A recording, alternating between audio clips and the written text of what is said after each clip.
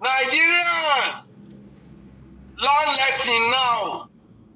Because there is no way that if you kúrò lóko ẹrú ju pé gbogbo ẹ̀yin alátẹnujẹ kẹfà tẹnujẹ sílẹ̀ ní ẹjẹ́ wo olóko ńlá bá ní sùn a gbọ́dọ̀ játarún olóko ńlá ti ń bá gbogbo wa sùn báyìí ká lọ ní sùúrù kò sí nǹkan kan tá a fẹ́ ṣe bí ẹni sìn àwọn tó protest wọ́n ní ká lọ kó wọ́n ní ká máa charge wọn fún treasonable felony àwọn offence tí ò ní bail náà lè fún wọn ní bail tá a tì wọ́n mọ́lé síbẹ̀.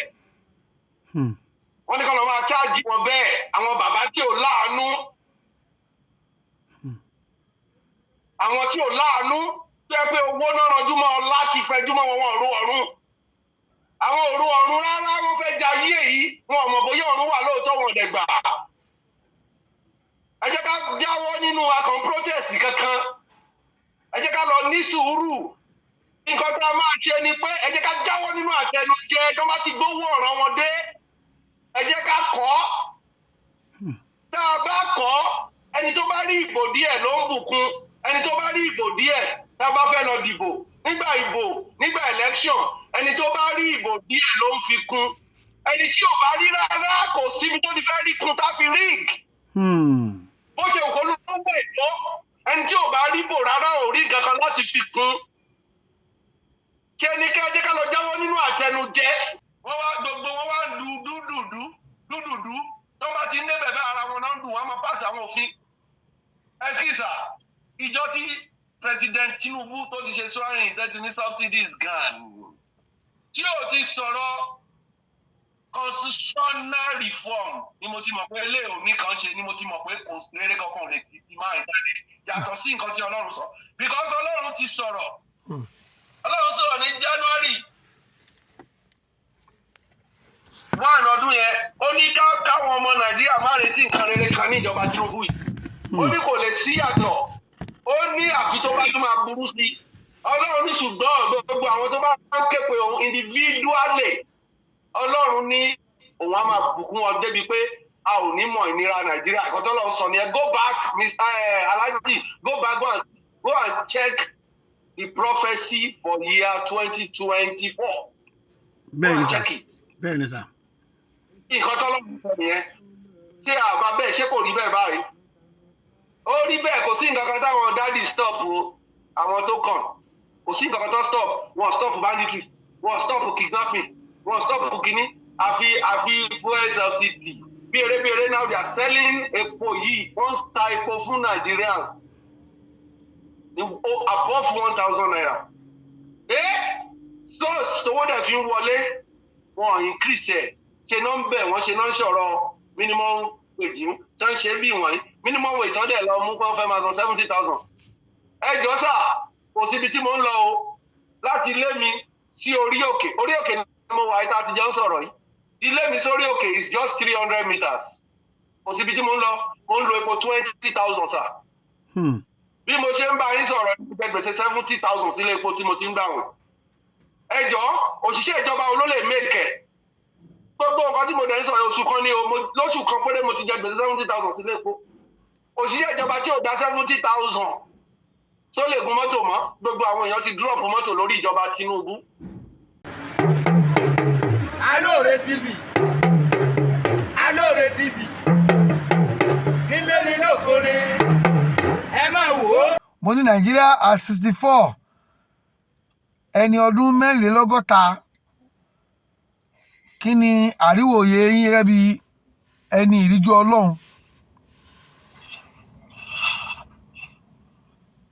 A dúpẹ́ lọ́wọ́ Ọlọ́run.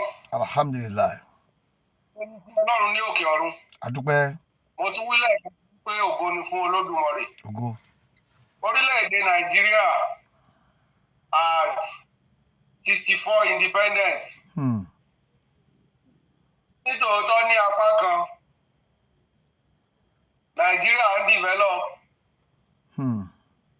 Tí a bá sọ nípa ti iye nípa ti numbers our numbers numerically Nigeria is fast growing. Níye. Tá a bá nípa ti ọ̀làjú Nigeria is fast growing. About your sunny party, so many words. Like entertainment industry. Entertainment industry. Like many entertainment industry generally Nigeria is fast growing. Tábàtún sọ numerically ní iye ní èrò, Nigeria is fast growing. Tábàtún sọ nípa ti academic, Nigeria is fast growing. Tábàtún but ibi tí Nigeria ti lack tó dẹ̀ ṣe pàtàkì yóò grow tó tini lójú púpọ̀.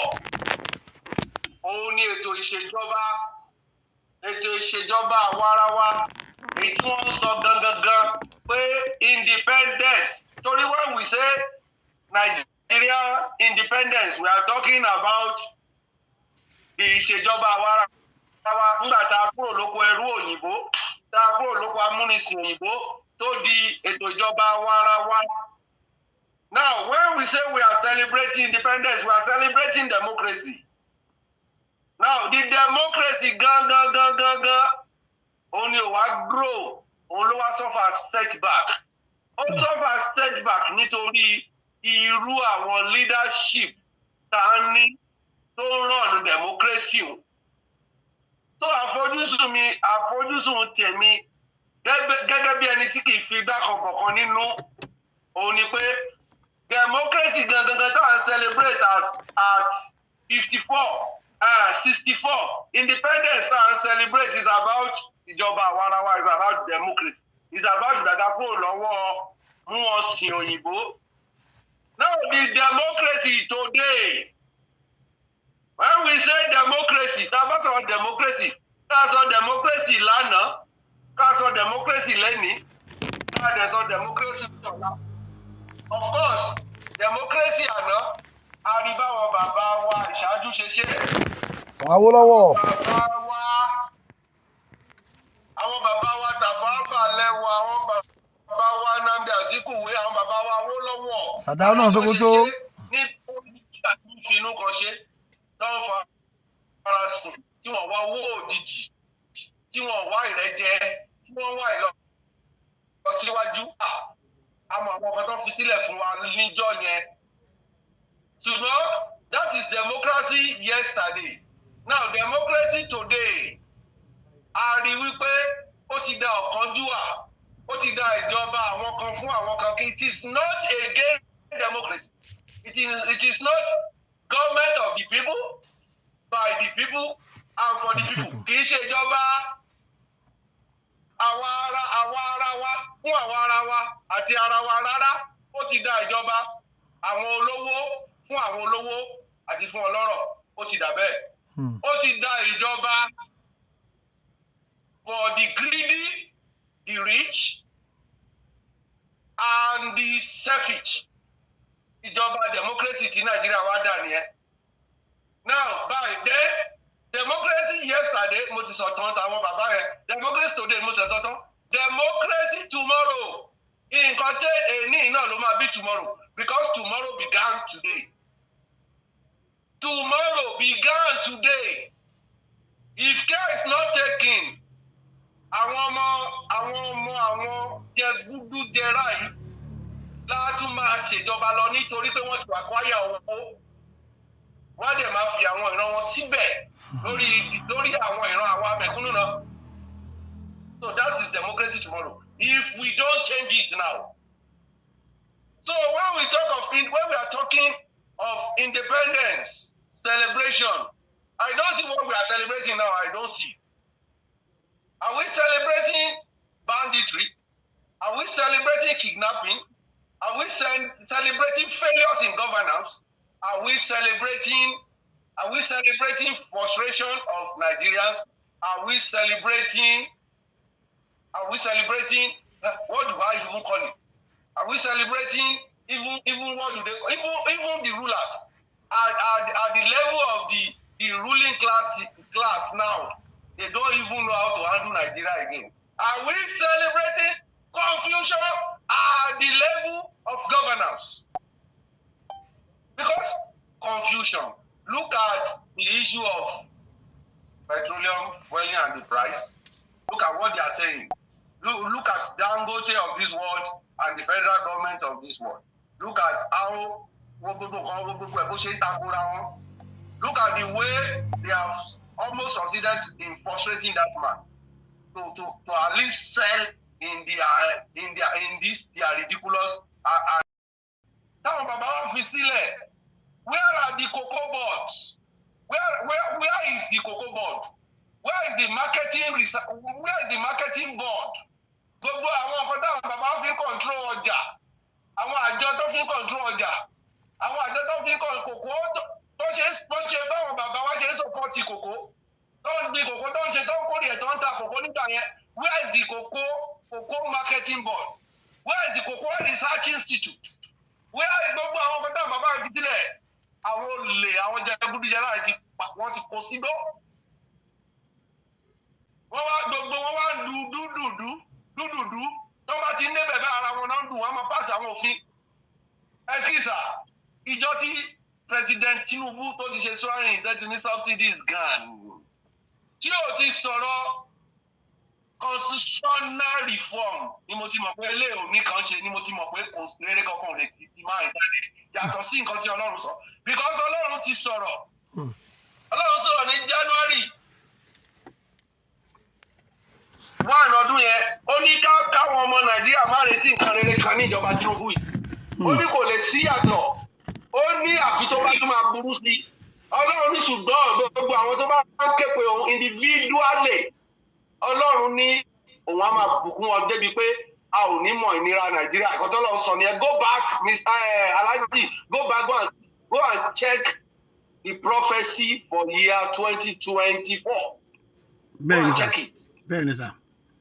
Nǹkan tọ́lọ́run sọ nìyẹn ṣé àbá bẹ́ẹ̀ ṣé kò rí bẹ́ẹ̀ báyìí ó rí bẹ́ẹ̀ kò sí nǹkan kan táwọn dádì stop o àwọn tó kàn kò sí nǹkan kan tó stop wọn stop banditry wọn stop kidnapping wọn stop kìíní àfi fuel subsidy bí eré now they are selling epo yìí wọ́n ta epo fún Nigerians above 1,000 naira source owó dẹ̀ fi ń wọlé wọn increase ẹ̀ ṣe náà ń bẹ̀ wọ́n ṣe náà ń sọ̀rọ̀ minimum wage tó ń ṣe bí wọ̀nyí minimum wage tó dẹ̀ lọ mú kó fẹ́ máa san 70,000.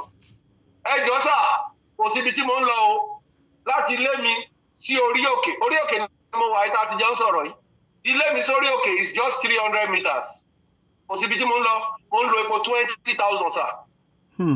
bí mo ṣe ń bá yín sọ̀rọ̀ gbèsè 70,000 sílé epo tí mo ti ń gbà wọ̀n.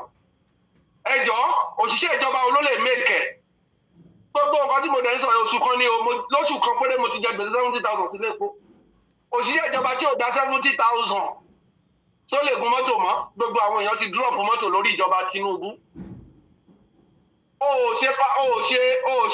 ṣe palliative ọkàn déédéé bẹ́ẹ̀ ọkàn announce pé subsidy is gone bí ẹni pé ẹranko làwọn èèyàn tó ń govern ó mọ̀ pé effect subsidy yẹn ó mọ̀ kó máa lágbára ó ṣe kankan dípò ẹ̀ kọ̀dé announce bẹ́ẹ̀ now kò tún tọ́ sí bẹ́ẹ̀ ẹ lọ wo àwọn local taxes I don't know bóyá kò ṣẹlẹ̀ bẹ́ẹ̀ lẹ́kọ̀ọ́ local taxes wọ́n tún ti increase ẹ̀ bí ikú local taxes wọ́n ti increase ẹ̀ wọ́n dẹ̀ drive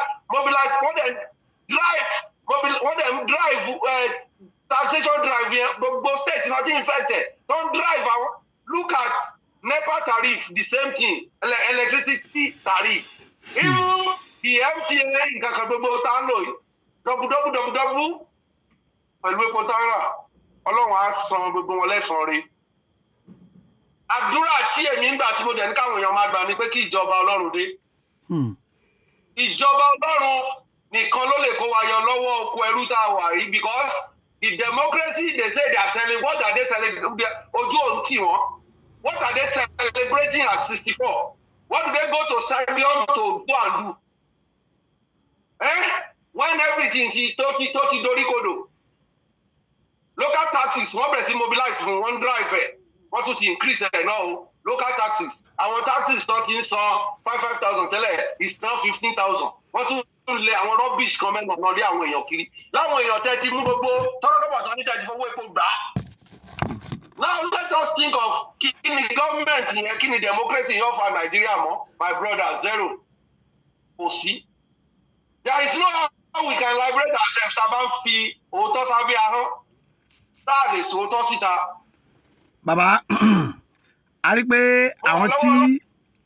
bàbá a rí pé àwọn tí wọ́n ń jáde náà tí wọ́n ń fi ẹ̀hónú hàn síjọba a rí pé àwọn tó ń jáde tí wọ́n ń fi ẹ̀hónú hàn síjọba yìí ìmíì nínú wọn ó ti dẹni tí wọ́n ń gbé lọ sí kóòtù báyìí látàrí pé wọ́n ní wọ́n ṣèwọ́de eléyìí sọ yẹ kó rí bẹ́ẹ̀ ṣá pàápàá láyé ìjọba Bọ́lá Tinubu. yóò dára fún ọ. amen. ṣébí ara àwọn ọ̀gá ń sọ nìyẹn. gbogbo kínní yẹn ó yà mí lẹ́nu gan fún ààrẹ Tinubu láti máa ṣe bẹ́ẹ̀. ààrẹ Tinubu bàbá wa Tinubu yẹn wọ́n ti disappoint àwọn èèyàn jù because few people tó dìbò fún wọn tó fi pé wọ́n máa sure few people tó dìbò fún wọn fi pé is a matured politician dípé ó débẹ̀ ṣẹ̀ṣẹ̀ ọ̀dà kan máa arrest àwọn kìnnì kan máa fi Tinubu fídíò ẹ̀ tó ń fi protest tó fi bọ́ sí street nígbà Goodluck ó wà ńlẹ̀ náà Goodluck kò ṣe mọ́ òun kó charge wọn fún treasonable felony. bí nǹkan tí àwa ń ṣe ó fi níyàn pé ààrẹ wa ò ní kankan ṣe láti ọ̀fà wa kò dá anything to offer Nàìjíríà. ààrẹ wa kàn dé bẹ́ẹ̀ láti ti lọ máa lo ọlá àti agbára lé Nigerians lórí ni. mo rò pé àwọn Nàìjíríà wọ́n gbọ́ nǹkan tí ààrẹ sọ lọ́jọ́ sí. ọlọ́run ààrẹ mo kà nínú newspaper pé ààrẹ lòun ò ní kàbá òun ò lẹ́nì kankan pé owó lòun fi débẹ̀ ó yẹ kó ju ti Nigerians ó yẹ kó ju ti àwọn tó gbowó tó ń tẹ̀ bòńgbà yẹn pé owó lòun fi débẹ̀. This is a lesson for Nigerians to learn. It is high time to desist from receiving money for votes. It is high time ṣe bẹ́ẹ̀ gbọ́ owó lòun fi débẹ̀. Kò sí ẹni tó lè fi owó ara ẹ̀ débẹ̀ tẹ́ lè jọ lójú tí Nàìjíríà fẹ́ jọ lójú. He knows how he distributed money. He know all where he put money to. Tó ń fi débẹ̀. Ó mọ gbogbo bó ṣe káńtà òun bó ṣe tákùn kó òun má débẹ̀. Tí owó òun dẹ̀ bá ìwé yẹn out ẹ wá ní a máa jọ lójú ẹ wá ní Nigerians máa jọ lójú. Nigerians learn lesson now because there is no way that lè fi kúrò lóko ẹrú ju pé gbogbo ẹ̀yin alátẹnujẹ kẹfà tẹnujẹ sílẹ̀ ní ẹjẹ́ wo olóko ńlá bá ní sùn a gbọ́dọ̀ játarún olóko ńlá ti ń bá gbogbo wa sùn báyìí ká lọ ní sùúrù kò sí nǹkan tá a fẹ́ ṣe bí ẹni sìn àwọn tó protest wọ́n ní ká lọ kó wọ́n ní ká máa charge wọn fún treasonable felony àwọn offence tí ò ní bail náà lè fún wọn ní bail tá tì wọ́n mọ́lé síbẹ̀ wọ́n ní ká lọ máa charge wọn bẹ́ẹ̀ àwọn bàbá tí ò láàánú àwọn tí ò láàánú tó yẹ pé owó náà ranjú mọ́ láti fẹjú mọ́ wọn òru ọ̀run àwọn òru ọ̀run rárá wọ́n fẹ́ ja ayé yìí wọn ò mọ̀ bóyá ọ̀run wà lóòótọ́ wọn dẹ̀ gbà. ẹ jẹ́ ká jáwọ́ nínú akàn protest kankan ẹ jẹ́ ká lọ ní sùúrù nǹkan tá a máa ṣe ni pé ẹ jẹ́ ká jáwọ́ nínú àtẹnujẹ tó bá ti gbówó ọ̀ràn wọn dé ẹ jẹ́ ká kọ́ tá a bá kọ́ ẹni tó bá rí ìbò díẹ̀ ló ń bùkún ẹni tó bá rí ìbò díẹ̀ tá a bá fẹ́ lọ dìbò nígbà election ẹni tó bá rí ìbò díẹ̀ ló ń fi kún ẹni tí ò bá rí rárá kò síbi tó ti fẹ́ rí kún tá fi rig bó ṣe òkú ló ń gbà ètò ẹni tí ò bá rí bò rárá ò rí kankan láti fi kún ṣé ní kí ẹ jẹ́ ká lọ jáwọ́ nínú àtẹnujẹ ṣé rí because ọ̀pọ̀lọpọ̀ wọn tó ń protest yìí náà kán lè pè wọ́n lẹ́yìn kán lè fún wọn lówó ni mo ṣe òṣèlú tí mo dẹ̀ ṣe when I was doing politics I belong to the school of kingmakers in politics a máa fi governor jẹ ní a máa ń fa àwọn tó fẹ́ contest àwọn tó fẹ́ lọ gbogbo kù àwa ló máa ń gbé wọn síbẹ̀ so géèmù ọ̀yẹn ó yé mi ọ̀pọ̀lọpọ̀ náà tó ń dún wùrùwẹ̀rẹ̀ àwọn protest àwọn fíì pé wọ́n máa pè wọ́n wá gbowó fún wọn ni wọ́n fi ń tì wọ́n mọ́lé wọ̀nyí. So ẹ jẹ́ ká jáwọ́ nínú àtẹnujẹ ẹ jẹ́ ká lọ ní sùúrù di 2027 ká fìbò sọ̀rọ̀.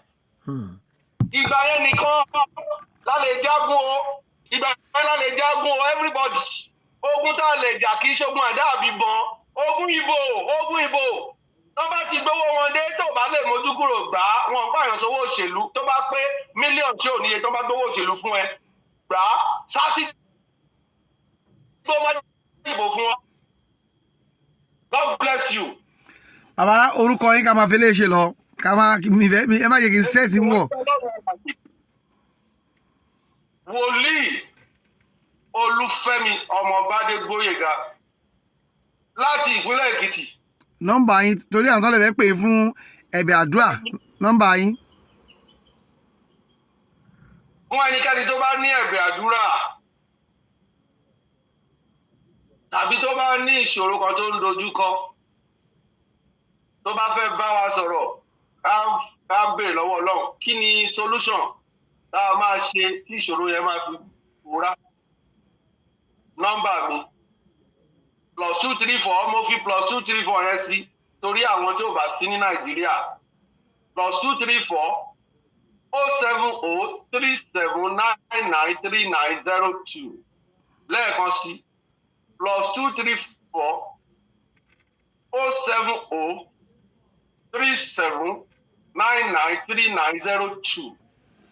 wọ́n táyé ń fi ọmọ pọ́n lójú, ẹni tí mo rí yìí báyìí kò sí lórílẹ̀‐èdè Nàìjíríà, ìlú aláwọ̀ funfun ló wà. Ó bímọ 3, gbogbo àwọn ọmọ ẹ̀ wọ́n kẹ̀yìn, gbogbo àwọn ọmọ ẹ̀ kẹ̀yìn sí, àwọn ọmọ ẹ̀ dẹ̀ ti ṣe rere, wọ́n káàkiri, wọ́n ti wà láwọn different states, wọ́n kẹ̀yìn sí. Ọlọ́run á tú ẹlẹ̀ nínú ẹ̀. Amen. Ọlọ́run á fi ìfẹ́ sí ọkàn àwọn ọmọ rẹ̀, ó ṣe rere fún ọ. Amen.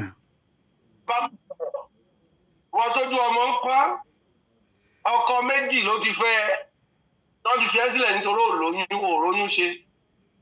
Ọlọ́run ṣe tó máa dá ẹ lóhùn. Wọ́n tó ń kọ́lé lọ báyìí, ó ti dẹ̀ ti sí ẹ lọ́rùn, ọdún 3 ní tó ti yà díẹ̀ mọ́ òkọ, wọ́n á máa pè é ládùúgbò yẹn kó wá máa ṣán igbó bẹ̀. Bá mi sọ̀rọ̀, Ọlọ́run ti tú ọ sílẹ̀. Amen. Ó ṣe rere. Amen.